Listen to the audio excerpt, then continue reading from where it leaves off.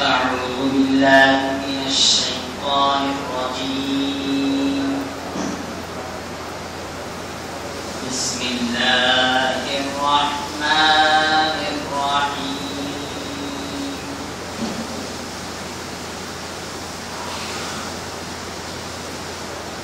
والضحى والليل إذا سجى ما ودعك ربك وما قلى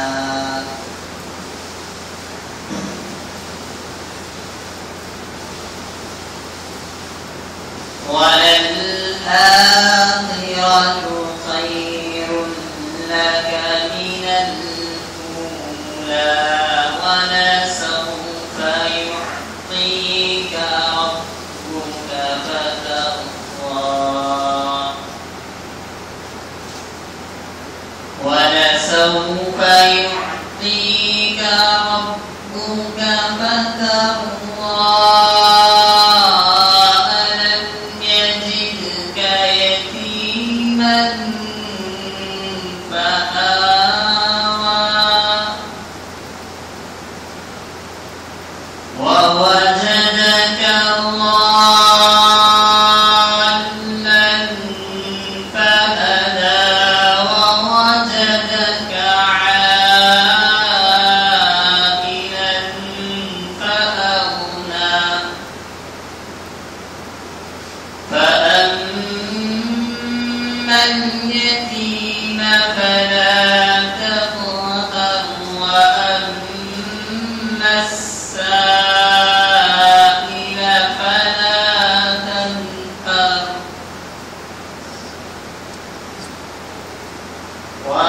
وأما بنعمة ربك فحدث صدق الله العظيم.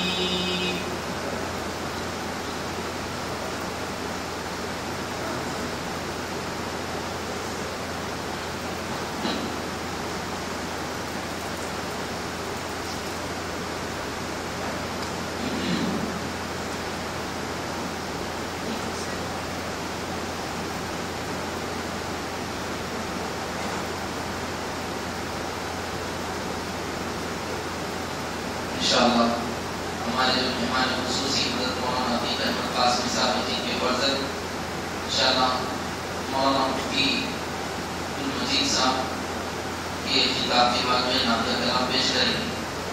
میں بڑے ہی ادب و احترام سے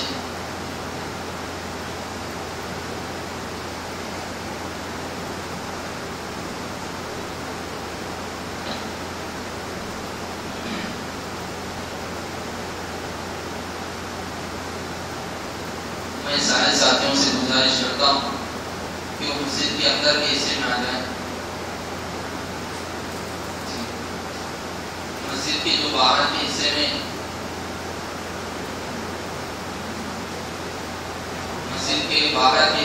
یا محلے کے اندر جتنے سارے احباب ہیں ان حضرات سے گزارش کی جاتی ہے کہ ہمارے جلسے کے مہمان خصوصی بھی آ چکے ہیں. آپ حضرات سے گزارش ہے جلسے کو کامیاب بنانے کی کوشش کریں. مستورات کے اندر بھی ترتیب برابر قائم رکھیں. انشاءاللہ تھوڑی دیر میں جو ہے خصوصی خطاب شروع ہونے والا.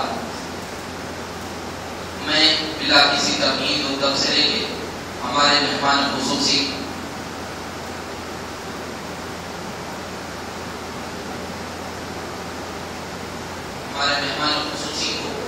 دعوتی اسٹیج دینا چاہتا ہوں. جیسا کہ آپ حضرات کو پتا ہے کہ آج کا یہ دن ہمارے لیے 10 محرم الحرام کا دن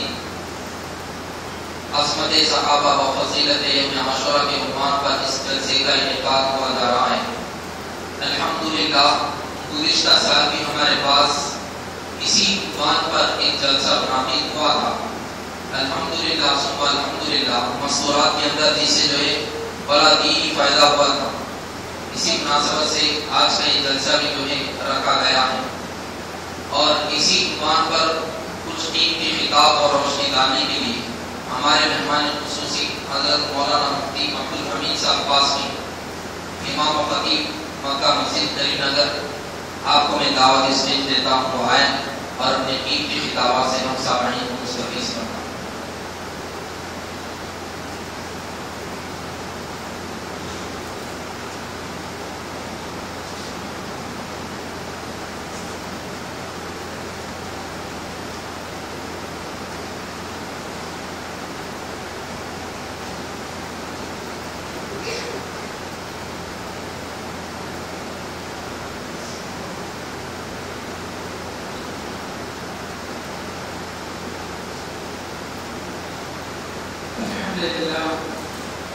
الحمد لله نحمده ونستعينه ونستغفره ونؤمن به ونتوكل عليه ونعوذ بالله من شرور أنفسنا ومن سيئات أعمالنا من يهده الله فلا مضل له ومن يضلل فلا هادي له ونشهد أن لا إله إلا الله وحده لا شريك له ونشهد أن سيدنا ونبينا ومولانا محمدا عبده ورسوله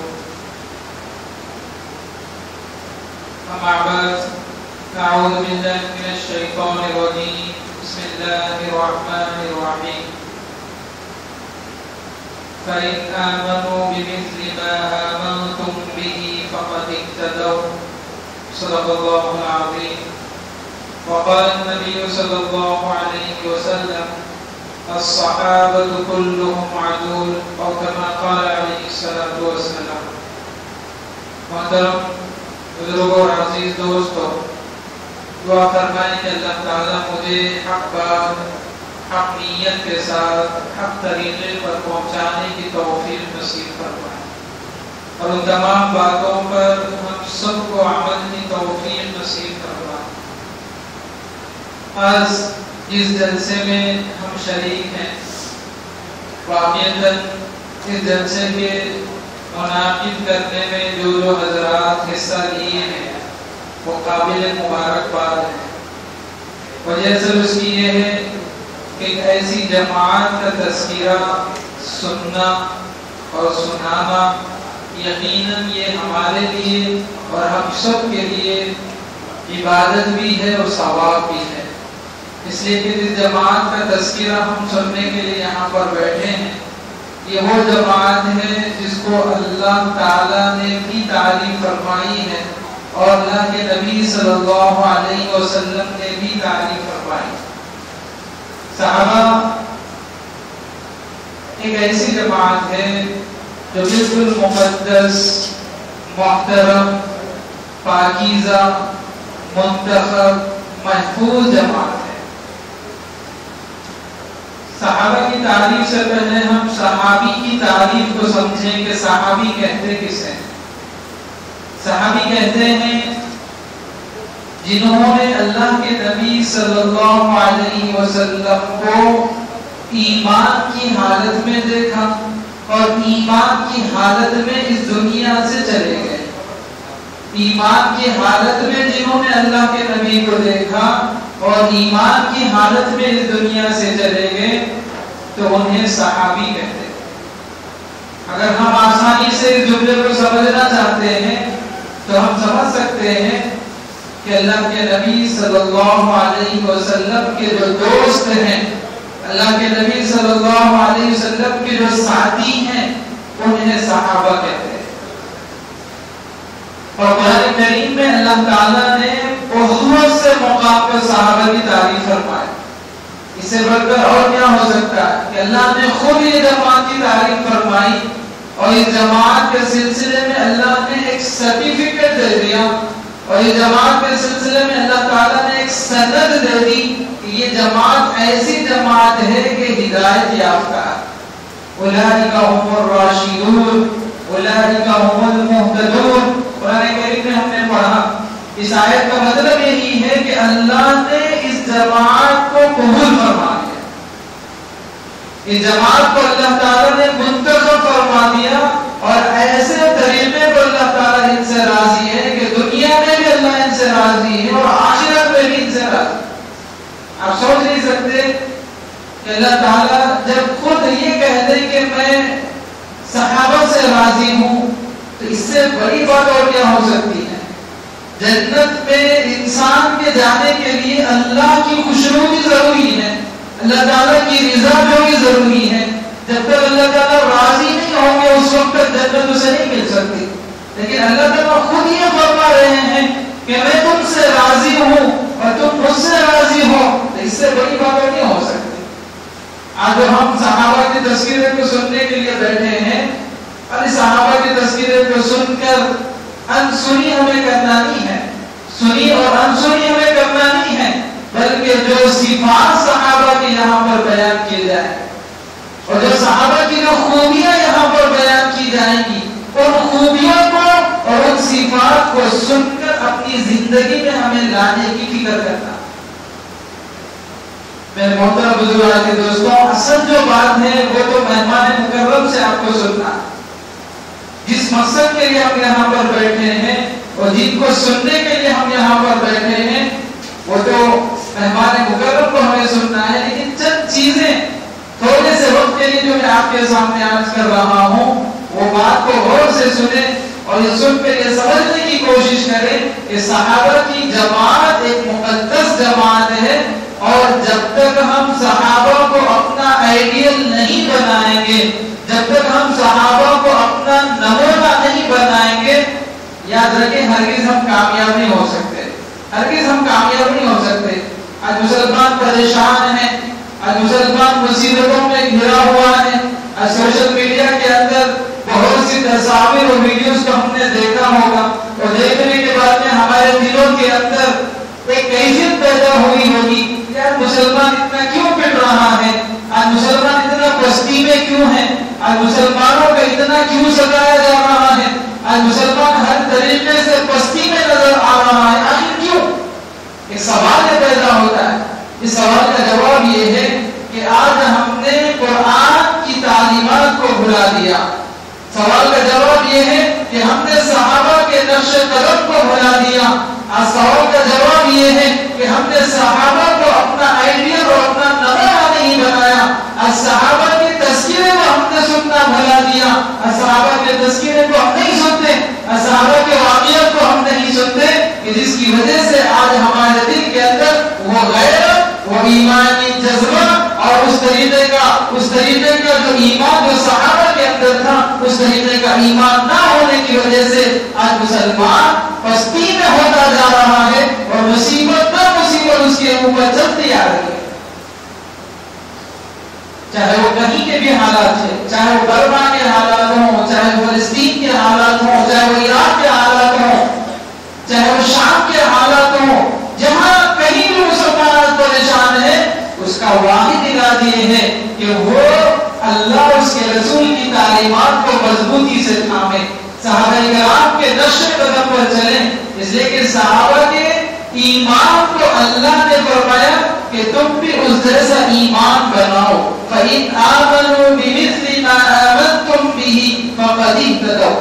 اگر تمہارا ایمان ان لوگوں کے جیسا ایمان اگر ہو گیا، یعنی صحابہ کا ایمان جیسا ہے، اس جیسا ایمان اگر ہمارا ایمان اگر ہو گیا، تو اللہ تعالیٰ نے بڑی تحقیق کے ساتھ بیان فرمایا ہے کہ یقیناً تمہارے لیے کامیابی ہے، اور تم ہی ہدایت یافتہ ہو، اور تم ہی ہر جگہ پر سرخ بلندی تمہیں حاصل ہوگی. میرے محترم بزرگوں کے دوستوں، اللہ کے نبی صلی اللہ علیہ وسلم کی مکی جو زندگی ہے وہ 13 سال کی زندگی ہے، اور مدنی زندگی میں اللہ کے نبی 10 سال رہے، اور مکی زندگی کے اندر جو 13 سال میں رہے، نبوت آپ صلی اللہ علیہ وسلم کو 40 سال کی عمر میں ملی.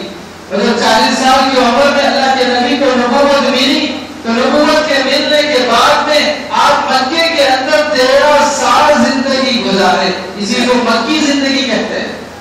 اور مکی زندگی کے اندر اللہ کے نبی صلی اللہ علیہ وسلم کے اوپر جتنی پریشانیاں اور جتنی مصیبتیں نازل ہوئی ہیں، شاید اتنی مصیبتیں کسی دوسرے نبی کے اوپر بھی اتنی مصیبتیں نازل نہیں ہوں. لیکن اس تمام کے باوجود جب اللہ کے نبی صلی اللہ علیہ وسلم ہجرت کر مدینہ پہنچے، اور آپ کی زندگی کا آغاز جب ہوا مدینے کے اندر، جہاں پر آپ نے 10 سال کی زندگی گزاری ہے، اس 10 سال زندگی کے اندر آپ تھوڑا سا غور کریں کہ حجۃ الوداع کے موقع پر اللہ اللہ کے نبی صلی اللہ علیہ وسلم کو جب حج فرض ہونے کا اعلان ہو گیا اور حج کی فرضیت کو وحی کے ذریعے سے اللہ کے نبی صلی اللہ علیہ وسلم کو بتلا دیا گیا کہ حج فرض ہو گیا. جتنی عبادتیں ہیں ان تمام عبادتوں میں آخری عبادت حج فرض ہوا. آخری فرض حج ہوا ہے. اللہ کے نبی صلی اللہ علیہ وسلم جب فتح مکہ جب مکہ فتح ہو گیا تو اس کے 2 سال کے بعد میں تمام کی تمام اسلامی حکومت قائم ہو چکی تھی. مسلمانوں کا غلبہ ہو چکا تھا. ہر طرف اسلام کا غلبہ ہو چکا تھا. اللہ کے نبی صلی اللہ علیہ وسلم نے فرمایا صحابہ سے کہ میں حج کے ارادے کے لیے جانا چاہتا ہوں اور اس حج کے سال یعنی جس کو ہم آخری حج کہتے ہیں حجۃ الوداع جسے ہم کہتے ہیں کہ جس میں اللہ کے نبی نے آخری حج ادا فرمایا تھا اس حج کے موقع سے 1 سال پہلے اللہ کے نبی نے سب سے پہلے ابو بکر صدیق رضی اللہ تعالیٰ کو وہاں پر بھیجا اور ابو بکر صدیق رضی اللہ تعالیٰ کو بھیج کر وہاں پر حج کے تمام اعمال اور تمام لوگوں کو سنانے کا اعلان کر دیا اور ادھر علی رضی اللہ تعالیٰ کو حج کے موقع پر بھیجا اور تمام سورۃ توبہ کے اندر اللہ کے نبی صلی اللہ علیہ وسلم نے علی رضی اللہ تعالیٰ کو جو احکام تھے سورۃ برات کے اندر جو معاہدے کے احکام کہلاتے ہیں وہ سارے کے سارے احکام کو سکھلا کر علی رضی اللہ تعالیٰ کو مکے میں بھیج دیا تاکہ وہ وہاں کے سارے احکام جان لے.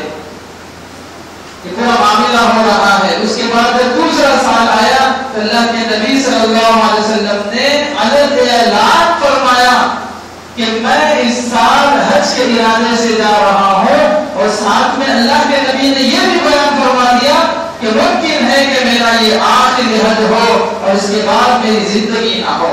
اللہ کے نبی نے فرمایا کہ یہ میرا آخری حج ہے, ممکن ہے کہ اس کے بعد میری زندگی نہیں رہی. اس وجہ سے میری خواہش ہے کہ جتنے صحابہ یہاں پر موجود ہیں وہ سارے کے سارے میرے ساتھ ہو جائیں اور پورے کے پورے مل کر ہم حج ادا کریں تاکہ ایک ایک رکن, ایک ایک عمل, ایک ایک جز سب کے سامنے ظاہر ہو جائے.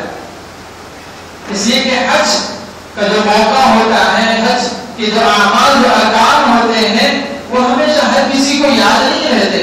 تو اس ارکان کو اللہ کے نبی صلی اللہ علیہ وسلم ایک ایک جز کو یاد دلانا چاہتے تھے اور ایک ایک جز کو اگر کوئی کسی کو شک ہو تو وہ شک کو دور کرنے کے لیے اللہ کے نبی اس وقت میں موجود رہے تاکہ سب کو بتلا دیں کہ حج کا طریقہ ایسا ہے اور یہ ارکان ایسے ہیں, یہ جزیات ایسے ہیں, یہ اعمال ایسے ہیں. اگر کسی بارے میں تمہیں شک ہو تو پوچھ لو تاکہ کوئی مسئلہ پیدا نہ ہو سکے.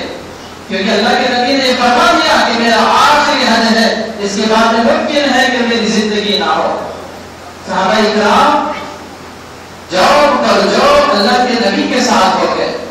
مدینہ منورہ کے اندر جتنے صحابہ مسلمان تھے سارے کے سارے اللہ کے نبی کے ساتھ ہو گئے اور بعض صحابہ کو اس بات کی اطلاع ملی کہ اللہ کے نبی آخری حج ادا فرمانے کے لیے وہ مکہ تشریف لے جا رہے ہیں. تو درمیان میں جو صحابہ تھے, جو مدینہ اور مکہ کے درمیان میں جو صحابہ تھے, وہ صحابہ اللہ کے نبی صلی اللہ علیہ وسلم کا انتظار کر رہے تھے کہ جیسے ہی اللہ کے نبی مدینے سے یہاں پر آ جائے تو ہم بھی اللہ کے نبی کے ساتھ ہو جائیں. اور جیسے اللہ کے نبی کے ساتھ ہو گئے, ایک جنگ غفیر ہے صحابہ اکرام کا, ایک بہت بڑی تعداد صحابہ اکرام کی ہے کہ بڑی تعداد کو لے کر اللہ کے نبی صلی اللہ علیہ وسلم حج کے ارادے سے مکہ جا رہے ہیں.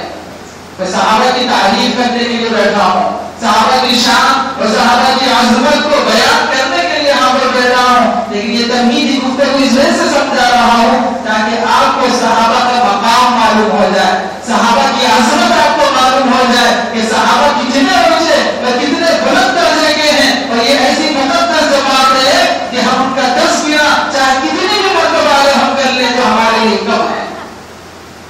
اللہ کے نبی صلی اللہ علیہ وسلم جب پوری صحابہ کی تعداد کو لے کر مکہ پہنچے تو پھر اعلان فرمایا کہ میرے ہر عمل کو اچھے طریقے سے دیکھ لو اور میرے ہر رکنوں کو اچھے طریقے سے دیکھ لو تاکہ میرے پردہ فرمانے کے بعد میں تمہیں کسی بارے میں کوئی شک و شبہ باقی نہ رہے.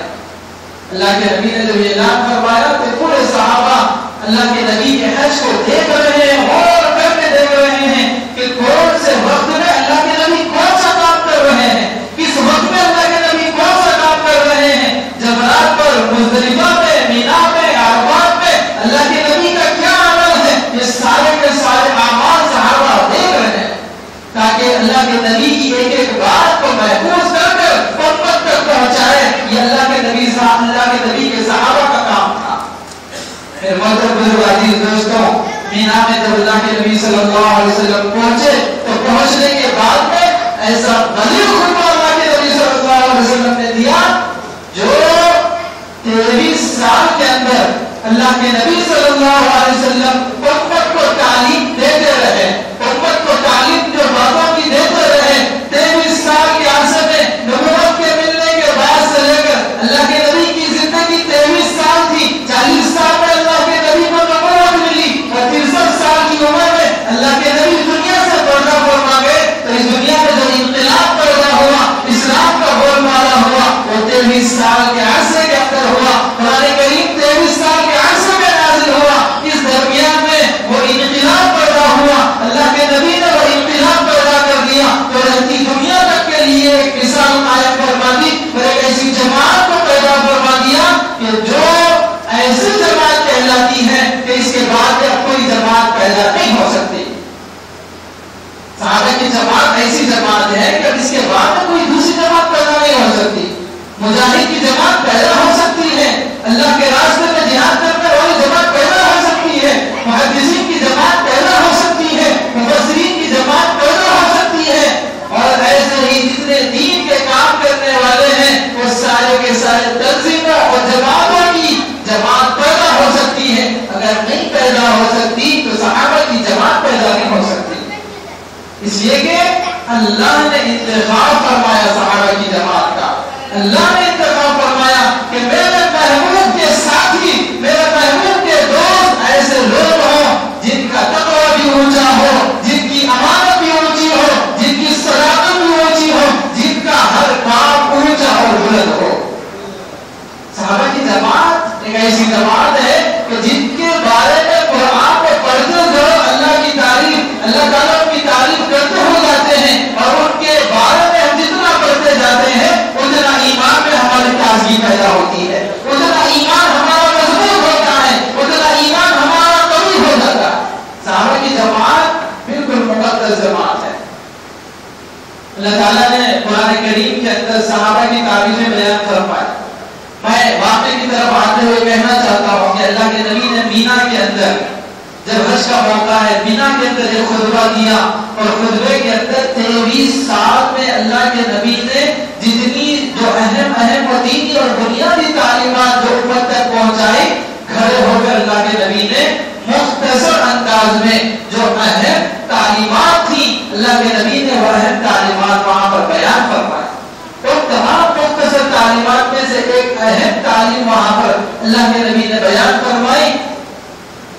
صحابہ سے خطاب کرتے فرمایا کہ اے میرے صحابہ، میں نے تمہارے پاس امانت پہنچا دی ہے۔ اللہ نے جو مجھے امانت دی تھی، اور وہ امانت سے مراد اللہ کا علم ہے، اللہ کے نبی، اللہ تعالیٰ نے جو علم اللہ کے نبی کو عطا فرمایا، اللہ تعالیٰ نے جو احکام امت تک پہنچانے کی جو ذمہ داری نبی کو عطا فرمائی تھی، تو وہ نبی نے یہ فرما رہے ہیں کہ میرے صحابہ، اللہ نے جو میرے اوپر بہت بڑی امانت رکھی تھی، وہ امانت آج میں تمہارے سپرد کر رہا ہوں، اور میں نے وہ امانت تمہیں پہنچا دی ہے، کیا تم اس بات پر گواہ ہو؟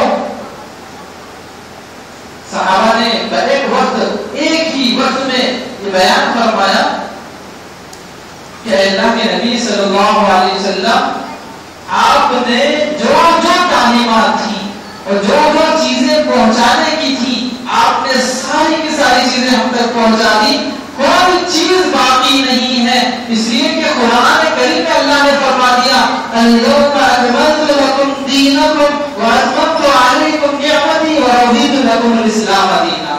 اس آیت میں اللہ تعالیٰ فرما رہے ہیں کہ جتنا دین نازل ہونا تھا، جتنے احکام نازل ہونے کے تھے، جتنے مسائل نازل ہونے کے تھے، وہ سارے کے سارے احکام آج کے دن ہم نے اللہ کے نبی صلی اللہ علیہ وسلم پر نازل کر دیا ہے۔ اب کوئی چیز باقی نہیں ہے،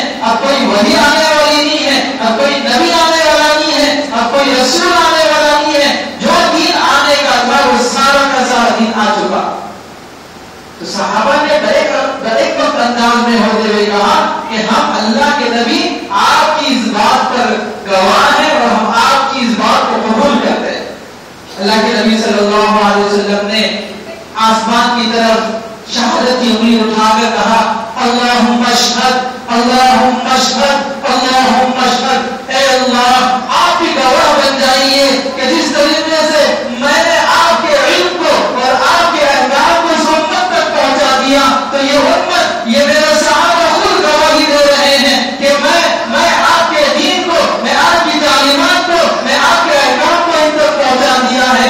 آپ بھی گواہ رہیے. اے اللہ آپ بھی گواہ رہیے. اے اللہ آپ بھی گواہ رہیے.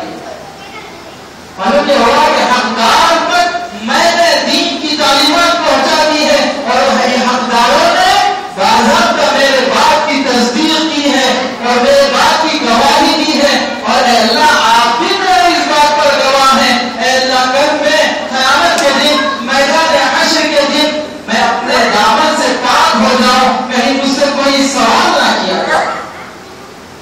معلوم یہ ہوا کہ اللہ کے نبی صلی اللہ علیہ وسلم نے صحابہ کی جماعت کی تعریف فرمائی اور صحابہ کی جماعت سے اس وقت میں جو اہم پیغام کو دیا ہے وہ ہمیں اس وقت میں سننا ہے. وہ پیغام اللہ کے نبی جو دیے ہیں وہ پیغام ہمیں سننا ہے. وہ پیغام اللہ کے نبی نے اس وقت میں اس اہم موقع پر صحابہ کو یہ پیغام دیا.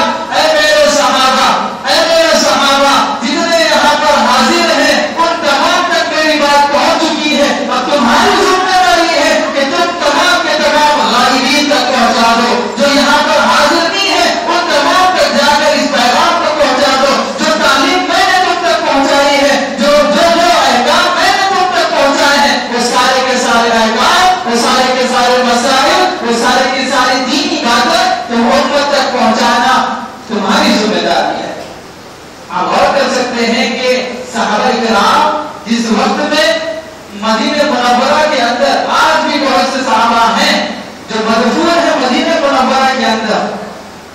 کون صحابی کون مسلمان اس بات کو پسند نہیں کرتا کہ وہ مدینہ منورہ میں رہے. مدینہ منورہ اس کا مدفون ہو. ہر مسلمان کی خواہش ہوتی ہے ہر مسلمان کی خواہش ہوتی ہے کہ وہ اللہ کے نبی صلی اللہ علیہ وسلم کی زیارت کرے اور روزے اقدس میں اس کی حاضری ہو اور وہی اس کا مدفون ہو جائے. ہر مسلمان کی یہ خواہش ہوتی ہے. لیکن صحابہ کی جماعت کے اوپر اگر ہم نظر ڈالتے ہیں تو بہت کم صحابہ مدینے میں مدفون ہیں اور اکثر کی تعداد مدینے سے باہر موجود ہے. معلوم یہ ہوا کہ اللہ کے نبی صلی اللہ علیہ وسلم نے صحابہ کی جماعت کو جو ذمہ داری دی تھی وہ ذمہ داری یہ تھی کہ غائبین تک میری بات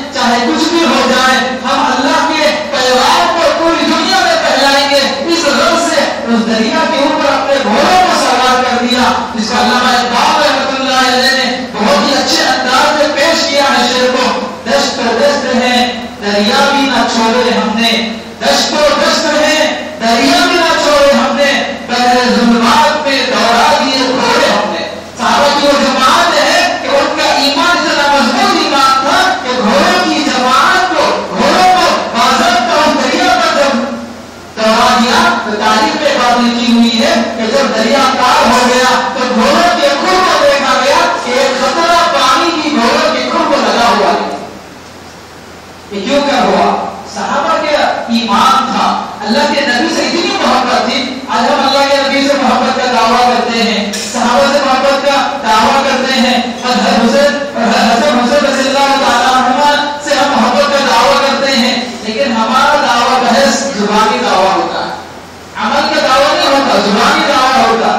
اگر ہمارا عمل کا دعویٰ ہوتا تو ہم بھی ان جیسے کرنے کی کوشش کرتے, ہماری زندگی کے اندر امانت پیدا ہوتی, ہماری زندگی کے اندر صداقت پیدا ہوتی, ہماری زندگی کے اندر برائیوں سے دور ہونا پیدا ہوتا.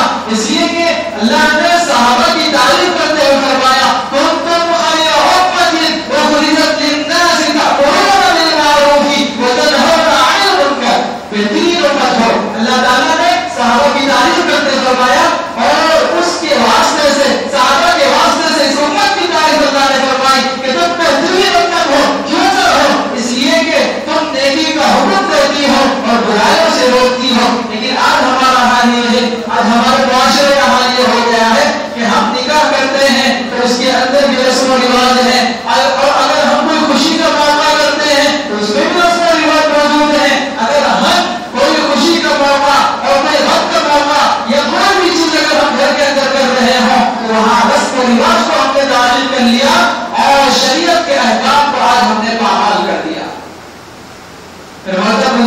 دوستوں, یہ محرم کا مہینہ چل رہا ہے.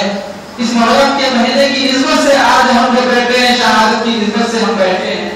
اللہ کے پیغمبر کے نواسے ہیں حسین رضی اللہ تعالیٰ کی شہادت کیسے ہوئی آپ نے سنا ہوگا, آپ نے واقعے کو بڑی تفصیل سے سنا ہوگا, لیکن اس واقعے کی تفصیل کا خلاصہ میں آپ کے سامنے عرض کرنا چاہتا ہوں کہ 72 صحابہ, جانشین صحابہ حضرت حسین رضی اللہ تعالیٰ کے ساتھ ہیں. 15-16 صحابہ اس کے اندر سے آل رسول تھے.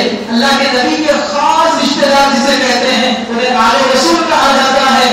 72 صحابہ کی جماعت حضرت حسین رضی اللہ تعالیٰ کے ساتھ ہے. اور جب میدان کربلا کے اندر موقع آ رہا ہے تو اللہ کے پیغمبر کے نواسے حضرت حسین رضی اللہ تعالیٰ کوفہ والوں سے کہتے ہیں, یزیدی لشکر سے کہتے ہیں کہ ہمیں تھوڑا سا وقت دے دیا جائے کہ ہم نماز پڑھ لیں, ہمیں تھوڑا سا وقت دے دیا جائے کہ جب کو ہم روک دیتے ہیں اور اس جب کو روکنے کے بعد ہم نماز پڑھ لیں, نماز پڑھنے کے بعد پھر سے جنگ جاری رہے گی. لیکن کوفہ والوں نے اس بات کی اجازت نہیں دی, کوفہ والوں نے نماز پڑھنے کی اجازت نہیں دی اور اس حالت میں جنگ کرنا ہے. حسین رضی اللہ تعالیٰ بڑے بہادری کے ساتھ یہ اعلان کرتے ہیں, اپنے 72 صحابہ سے کہتے ہیں کہ آج لوگ جنگ کرتے رہیں اور آج لوگ نماز پڑھتے رہیں. معلوم یہ ہوا کہ جنگ کے اندر تلواروں کا سایہ موجود ہے, جان کا خطرہ موجود ہے, لیکن اس کے باوجود صحابہ کی جماعت ایسی جماعت ہے کہ اپنے مرنے کو گوارا کریں گے لیکن نماز چھوڑنے کو گوارا نہیں کریں گے, نماز چھوڑنے کو گوارا نہیں کریں گے.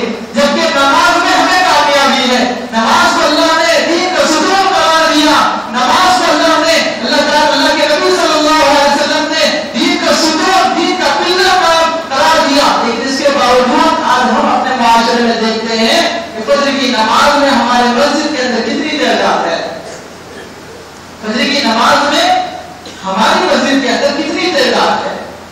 میں کسی تنقید کی بنیاد پر کہنا نہیں چاہتا, میں کسی کو تکلیف دینے کی وجہ سے لفظ کہنا چاہتا, لیکن صحابہ کا جو تصویر آ رہا ہے تو صحابہ نے اپنے لخت و جگر کو اپنے سامنے شروع ہوتے ہوئے دیکھا ہے.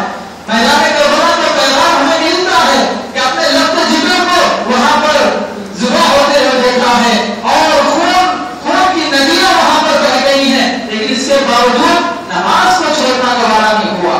لیکن آج ہم معمولی عذر کی بنیاد پر نمازوں کو چھوڑ دیتے ہیں.